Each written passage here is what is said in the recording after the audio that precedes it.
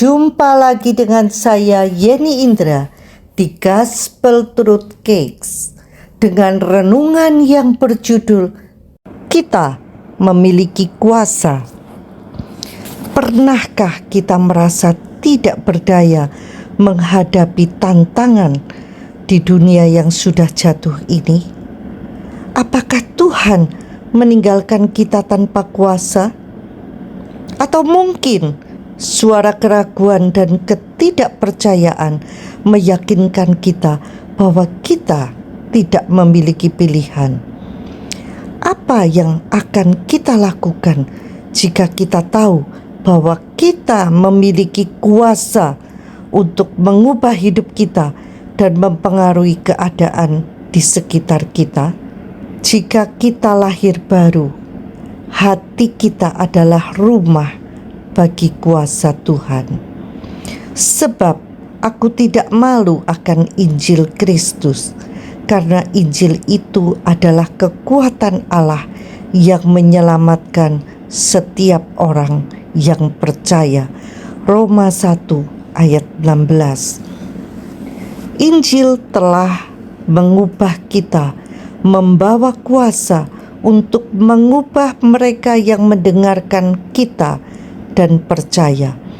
Bagi Dialah yang dapat melakukan jauh lebih banyak daripada apa yang kita minta atau pikirkan, sesuai dengan kuasa yang bekerja di dalam kita.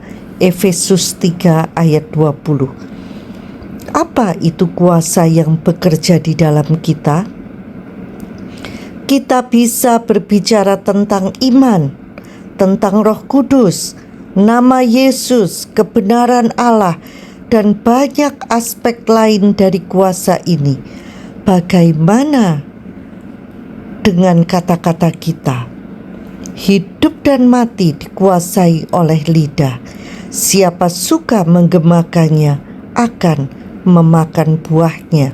Amsal 18 ayat 21. Jika kita memiliki lidah, kita memiliki kuasa atas hidup dan mati. Ketika kita dipenuhi dengan Roh Allah, kata-kata kita membawa kuasa. Banyak dari kita telah mengalami dalam tanda kutip kematian yang datang dari kata-kata yang menyakitkan atau kata-kata yang penuh ketakutan. Tetapi kita juga bisa mengalami kemenangan, penyembuhan, kehidupan, dan damai dari berbicara, mengungkapkan kata-kata iman dan kehidupan. Kita memiliki kuasa di dalam diri kita. Mendengar dan percaya pada kata-kata Injil membuat kita diselamatkan. Kita mengaku Yesus dengan mulut kita, Roma 10 ayat 9-10. Itu adalah awal dari kuasa untuk hidup. Apa yang kita lakukan dengan kata-kata kita sekarang? Begitu kita menyadari bahwa kuasa untuk menyembuhkan, untuk bebas dari ketakutan, dari depresi, dan dari kemiskinan ada di dalam diri kita, kita akan menjadi jauh lebih proaktif dalam menyatakan firman Tuhan dan melepaskan kuasa tersebut. Bukankah firman-Ku seperti api, firman Tuhan, dan seperti palu yang menghancurkan bukit batu? Yeremia 23 ayat 29. Kita memiliki kuasa, pergunakanlah.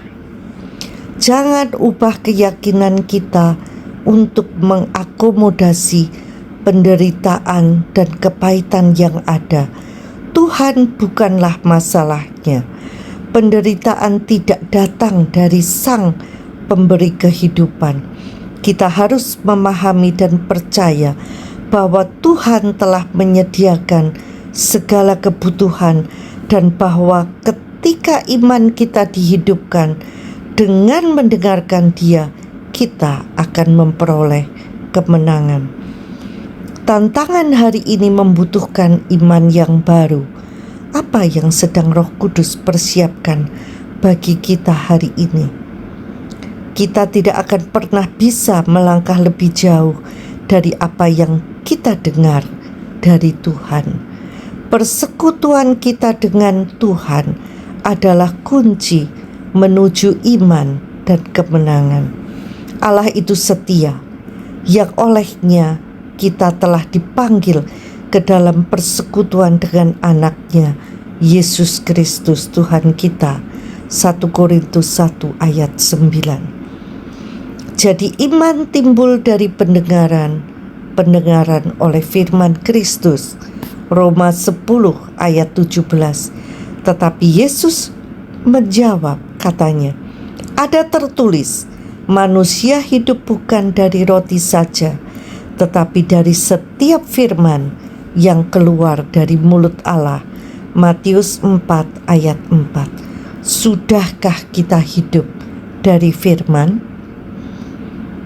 Faith in God's power working through us is the key to living in victory. Quote dari Andrew Murray. Iman adalah kuasa Allah yang bekerja melalui kita. Itu adalah kunci untuk hidup dalam kemenangan. Quote dari Andrew Murray. Sampai jumpa di episode berikutnya bersama Yeni Indra di Gospel Truth Cakes. Tuhan Yesus memberkati.